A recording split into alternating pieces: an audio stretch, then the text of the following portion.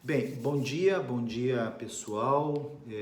Hoje a gente vai fazer a nossa aula assíncrona na proposta que eu havia comentado lá no início do semestre, de uma breve exposição do que foi dado de conteúdo, né? E a partir daí então vocês com a liberdade para fazer os questionamentos que bem entenderem fazer. Pois bem, retomando então, quando a gente fala de pagamento, de extinção obrigacional, do cumprimento da obrigação, a gente precisa ter basicamente uma primeira visão que me causa uma bifurcação, uma dicotomia na interpretação. Eu já identifiquei a minha obrigação constituída, vinda ela de um ato ilícito, portanto, por exemplo, um dever reparatório, ou vinda de uma formação negocial, de um contrato, enfim, de uma promessa. Bom, não importa a fonte, nós já passamos por isso já faz parte do nosso passado acadêmico lá no semestre passado. Nós agora estamos entrando como cumprir essa obrigação. Bom, então, se no tempo, no lugar e na forma ajustado, tal qual a obrigação houvera sido constituída lá atrás, ela se cumpriu, eu digo que eu estou diante de um cumprimento ou pagamento normal, via extintiva normal direta da obrigação. Por quê? Porque como ela se constituiu, ela se perfectibilizou. Então, da maneira em que ela se ajustou, da maneira em que as partes estiveram obrigadas, ela restou cumprida. Então, o que se esperava se cumpriu. Nada de anormal aconteceu, nada de diferente se apresentou e, portanto, a partir daí a nossa obrigação restou plenamente constituída, plenamente acabada, plenamente pronta, como o credor tinha imaginado que ela fosse acontecer, como a parte imaginou que deveria cumprir a obrigação, então tudo lá previsto inicialmente. Por exemplo, se eu fiz uma promessa de compra e venda de um determinado bem, me comprometi a dar um valor de entrada, sei lá, 20 mil reais, e pagar os outros 20 mil que eu deva em 20 parcelas de R$ 1.000, e nos vencimentos das 20 parcelas eu cumpri elas religiosamente em dia, terminou o negócio, eu paguei os 40 mil, nós dizemos que o vínculo jurídico obrigacional se rompeu, porque a obrigação se cumpriu pela via normal direta, nada de anormal aconteceu e ela, obrigação, se perfectibilizou da maneira como ela houvera sido constituída lá na origem do negócio. Ponto. Isto é uma maneira da gente identificar o cumprimento da obrigação. Nós temos a hipótese também de que as obrigações sejam extintas, sejam resolvidas, sem que o credor resolva ou receba qualquer expectativa ou prestação pela expectativa de crédito que lhe foi gerada. Por exemplo, no semestre passado, quando a gente falou a respeito das obrigações de dar, nós identificamos dentro delas duas modalidades de obrigação. A obrigação de dar coisa certa e a obrigação de dar coisa incerta. E identificamos também, no tempo do cumprimento da obrigação, que o momento em que a obrigação se cumpre é o momento em que existe a transferência de domínio a respeito do objeto prestacional. Então, se no tempo o devedor entregou o objeto, ali que se cumpre a obrigação. Agora imaginem a seguinte situação. Se esse objeto prestacional, perfeitamente identificado, perfeitamente certo, perfeitamente caracterizado, se perdeu, seja por qualquer motivo, sem que exista culpa do devedor, o que ocorre com essa obrigação? Ora, todos nós sabemos que essa obrigação se resolve sem que caiba qualquer dever indenitário. E por que dever indenitário? Por quê? Porque não existe culpa. E eu volto a falar para vocês, como eu já disse na outra aula, em direito privado a gente não analisa a dicotomia dolo e culpa, nós trabalhamos no conceito clássico de culpa, negligência, imprudência e imperícia. Ausente culpa não existe responsabilidade. A culpa, e vocês vão ver isso com o professor Francisco no semestre do ano que vem, é o único elemento visceral da responsabilidade civil. Sem culpa não existe responsabilidade civil. Então, se o objeto prestacional certo, determinado, da coisa certa, se perde sem culpa, o que ocorre com essa obrigação? Ela se resolve, sem que caiba às partes qualquer consequência a partir daí. A mesma situação se eu falar de uma obrigação de fazer de caráter personalíssimo. Se o devedor não pode cumprir a obrigação por fato alheio à sua vontade, é evidente que essa obrigação se resolve. E se resolve porque não cabe imputar responsabilidade ao devedor da prestação de conduta de fazer algo que não lhe cabe fazer por fato alheio à sua vontade. Então, ausente culpa, mais uma vez nós excluímos a possibilidade de imputação de responsabilidade, e quando eu falo de imputação de responsabilidade, eu falo ela em todos os seus modais, né? Imputação de responsabilidade indenitária por dano material, imputação de responsabilidade por dano extrapatrimonial, enfim, não importa. Não cabe responsabilidade exatamente porque lhe falta o elemento nuclear, que é a culpa. Não tem culpa, não se cumpre a obrigação de dar coisa certa, não se cumpre a obrigação de dar coisa incerta. Na mesma situação na obrigação de fazer, né, personalíssima, coisa incerta não se resolve por aí, vai se resolver por outro caminho. Então, sem culpa não se resolve, não se imputa a responsabilidade na obrigação de dar coisa certa, sem culpa não se imputa a obrigação na obrigação de fazer, e sem culpa não se imputa a obrigação na obrigação de não fazer. Então, nessas três perspectivas, sem culpa não se imputa a responsabilidade, e nesta situação, a obrigação se resolve pela via anormal, ela se extingue sem que caiba às partes qualquer consequência a partir desta extinção. E nós temos dentro daquela extinção normal as vias indiretas de extinção. Bom, e aqui nós começamos a falar do nosso campo de enfrentamento neste bimestre, que é para dizer o seguinte: nós identificamos algumas maneiras através das quais o credor tem a satisfação da sua expectativa de crédito, todavia, não pela via originariamente constituída, senão que por vias alternativas. E eu trouxe para vocês quais são elas. Por exemplo, a consignação em pagamento. Se no tempo, lugar e modo ajustado o credor não for receber, ou o devedor, por algum motivo, encontrar empecilho a saber como paga, como é que ele se resolve dessa obrigação? Como é que ele se exime dessa obrigação? Ora, ele vai depositar em juízo, ou até de maneira extrajudicial, o objeto prestacional, de maneira em que ele não suporte o encargo obrigacional. Bastante comum na seara trabalhista isso acontecer quando a gente não tem identificação de quem é o credor. Por exemplo, determinado trabalhador mantém um vínculo de emprego lá de uma relação trabalhista qualquer, e ele falece, e lá no constituído originário do vínculo obrigacional, na formação do contrato de trabalho, ele não identificou quem seriam seus beneficiários, seus dependentes perante o órgão previdenciário. Se na execução do contrato de trabalho, em um dado momento, por um acidente de trânsito no caminho para o trabalho, ou por um próprio acidente do trabalho, ou porque o cara teve um mal súbito, um AVC, ou teve um problema coronariano, ou seja lá o que for, o trabalhador morreu, não são dispensadas as verbas rescisórias trabalhistas. E o devedor, que no caso é o empregador, tem o dever de pagar essas prestações. Todavia, ele não sabe para quem. E não sabendo para quem, a própria CLT estipula uma consequência natural. Se no prazo de 10 dias do rompimento do contrato de trabalho o empregador não pagar a verba trabalhista devida ao trabalhador, ele incorre numa multa, que é uma multa que em regra é de um salário mínimo pelo atraso, ou poderá, diante de uma norma coletiva, tem uma imputação de multa maior, por exemplo. Então, por que o empregador vai suportar esta multa? O prazo corre contra ele. Então, ele tem o dever de, neste prazo de 10 dias, efetuar o pagamento dessa verba trabalhista. Só que ele não sabe para quem fazer o pagamento. Por quê? Porque não está identificado quem é o beneficiário, porque muitas vezes o cara mantinha um casamento, rompeu o casamento de maneira fática, mas não rompeu de maneira formal, e convive e tem constituído uma nova família, um novo núcleo familiar. Para qual viúva ele paga essa verba trabalhista? Quem são os credores dessa verba trabalhista? Então, não identificado quem é o credor, havendo dúvida sobre o objeto de pagamento, havendo dúvida sobre a própria existência da dívida, a norma me diz o seguinte: olha, na verdade, se tu tiver dúvida, se o credor opuser qualquer dúvida ou qualquer impossibilidade que a obrigação seja cumprida, o que cabe ao devedor fazer para se eximir da obrigação? Consignar judicial ou extrajudicialmente o pagamento. Pergunto, ele fazendo esse pagamento e a justiça depois reconhecendo a consignação em pagamento como um pagamento legítimo, resolve sua obrigação? A resposta é afirmativa. Mas aí eu faço uma outra pergunta em consequência. A obrigação se resolveu tal qual ela foi constituída originariamente? Não. Mas o credor se satisfez? Sim, se satisfez pela via consignatória em pagamento. Então nós estamos diante de um pagamento, que é uma extinção normal, porque a satisfação da expectativa de crédito, todavia é indireta porque não foi da maneira originariamente que constituída a obrigação.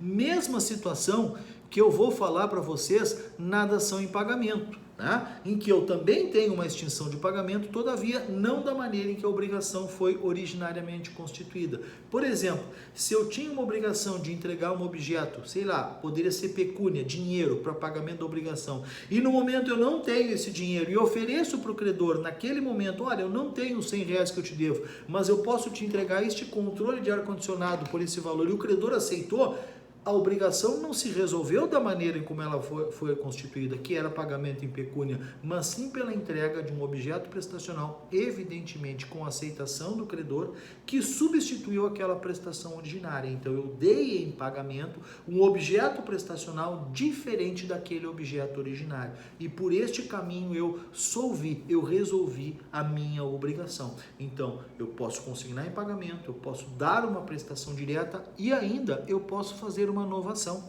que a novação é, como diz lá da origem etimológica da palavra, inovar e fazer uma obrigação nova. Então veja, eu estipulei uma nova obrigação, nesta nova obrigação eu resolvi a obrigação anterior, eu constituí uma nova obrigação substituindo a obrigação anterior. Imagina, eu estou devendo para a Vitória R$1.000, digo para a Vitória, no dia do vencimento, Vitória, hoje é dia 7 de dezembro, eu não tenho como te pagar os R$1.000, mas eu vou fazer o seguinte contigo, eu vou fazer um termo de confissão de dívida e vou te pagar isso em 10 parcelas de R$100.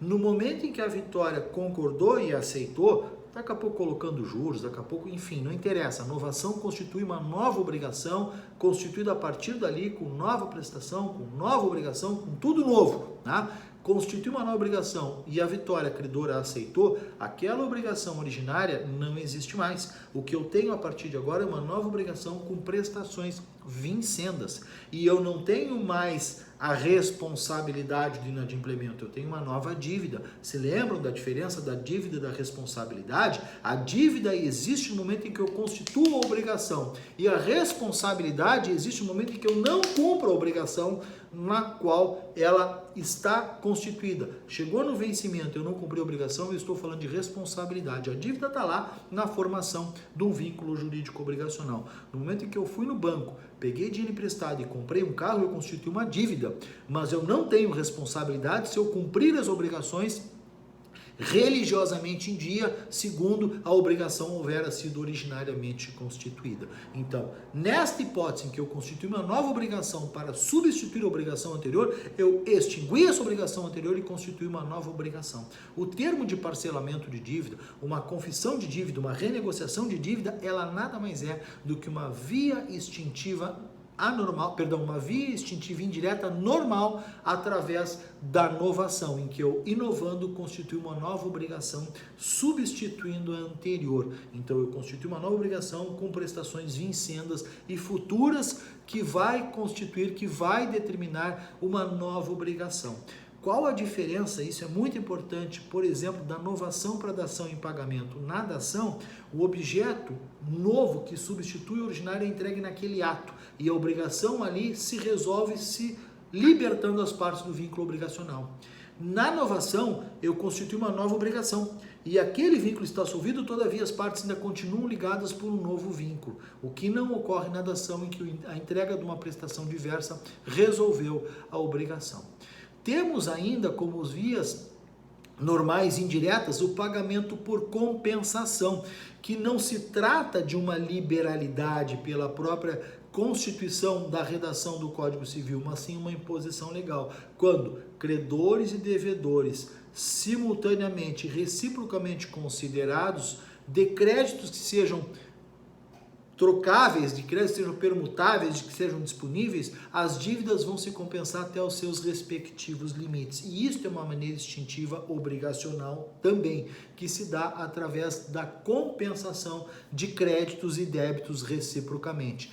Temos também a extinção pela remissão, que nada mais é do que o perdão da dívida, que pode ser total ou parcial, e que é a única forma extintiva da obrigação que se opera no futuro. Ou seja, o credor pode futuramente permitir que a dívida seja extinta exatamente porque ele perdoa o devedor da obrigação. Ele está ali, então, operando a futuro uma extinção da dívida. É a única maneira de extinção futura de uma dívida antes do seu vencimento. E também a gente pode falar da transferência obrigacional pela subrogação, da suspensão da eficácia obrigacional pela confusão, da ordenação do pagamento e da transação e do compromisso. Bom, o que é a subrogação? Já entrando na aula de hoje. A subrogação nada mais é do que a substituição ou do objeto ou do devedor. Então, quando alguém solve a obrigação em razão de outrem e por consequência disso, assume o polo do credor ou do devedor originário na obrigação, a gente diz que houve uma extinção da obrigação pela via normal, indireta da subrogação. Eu vou dar um exemplo para vocês terem isso de maneira muito clara. Imagina a seguinte situação. Já falei da Vitória, eu vou falar da Jordana, que é a segunda da hipótese ali. A Jordana vem com seu carro pela via, inadvertidamente vem stalkeando ali no Instagram, vem falando no WhatsApp, enfim, vem prestando atenção no celular e cruza uma via previdencial e bate no carro da Duda, por exemplo, né? Então, ao adentrar a via preferencial e bater no carro da Duda, a Jordana cometeu um ato ilícito. Todo aquele que por ação, omissão voluntária, violar direito, causar dano, ainda que exclusivamente moral, comete ato ilícito. Do ato ilícito surge o dever indenitário, o dever de ressarcir danos. Pois bem, o que a Duda faz? A Duda diz, olha, Jordana, tu me causou um prejuízo, tu me deu um dano, meu dano custa R$1.000. O que a Duda vai fazer? Eu não vou discutir contigo, Jordana, tá? Que eu vou acionar o meu seguro, sou seu segurador. A Jordana Vitória aqui, né, adentrou a via preferencial, bateu no meu carro. Não, só não se preocupe, dona Duda, a senhora leva seu carro na oficina tal, a gente vai reparar o dano. A seguradora foi lá, pagou o dano do carro da Duda.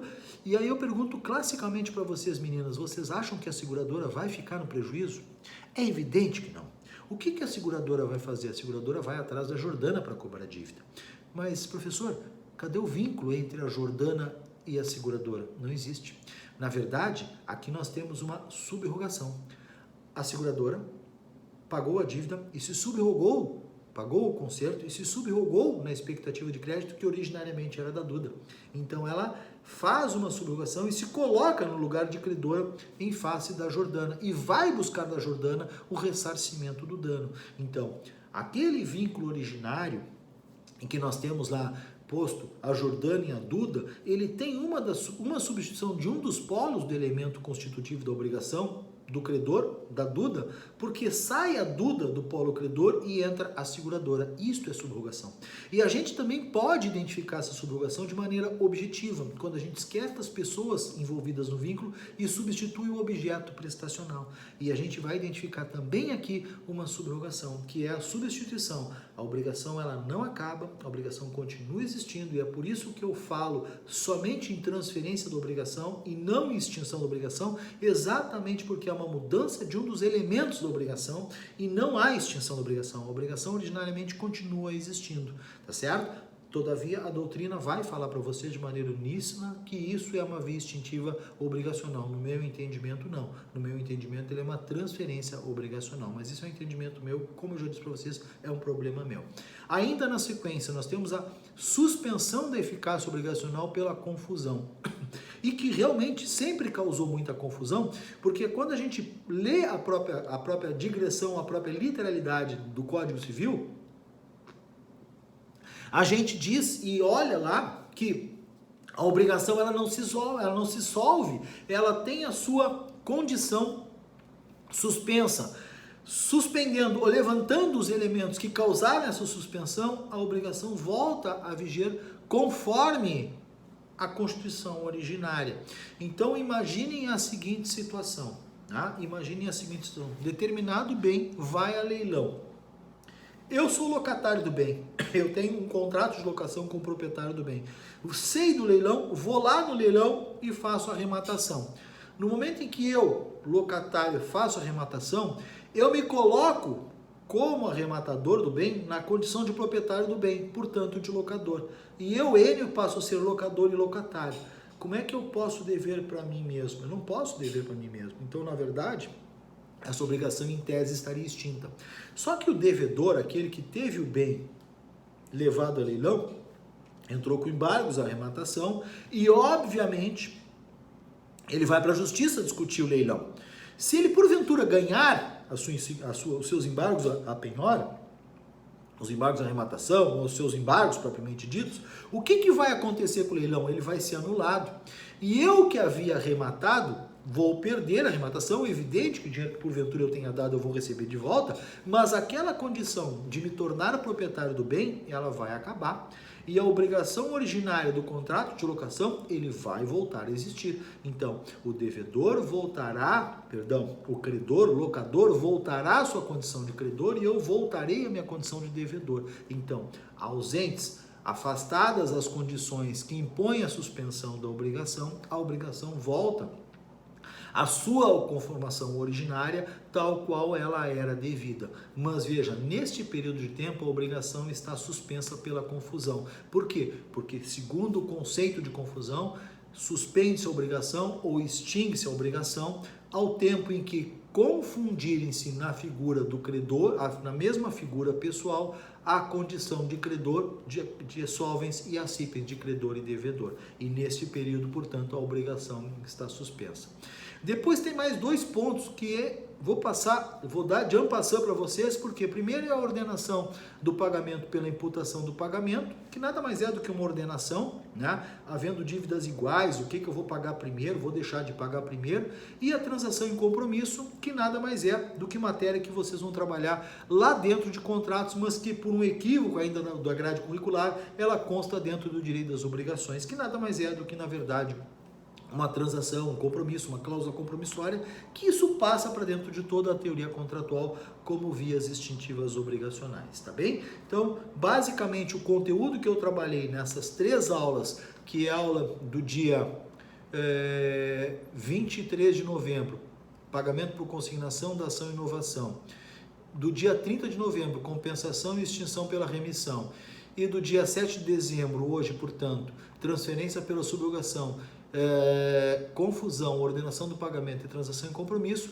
estão lá os conteúdos programáticos dados para vocês e esse era o aporte visual que eu gostaria de trabalhar com vocês nesta aula síncrona. Meninas, eu estou à disposição de vocês para eventuais dúvidas que vocês tenham a respeito disso.